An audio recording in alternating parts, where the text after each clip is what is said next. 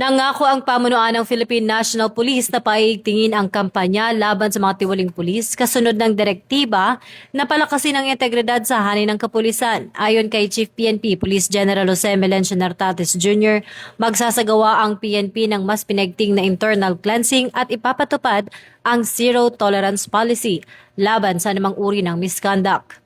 Binigyang diin nito na ang mapapatunayang lumabag ay tuluyang tatanggalin sa serbisyo at hindi lamang ililipat ng assignment. Kabilang sa mga akbang ng PNP ang pagpapalakas ng Integrity Monitoring and Enforcement Group, pagpapalawak ng ethics training sa lahat ng hanay at pagpapatupad ng regular at random lifestyle checks, lalo na sa mga high-risk units.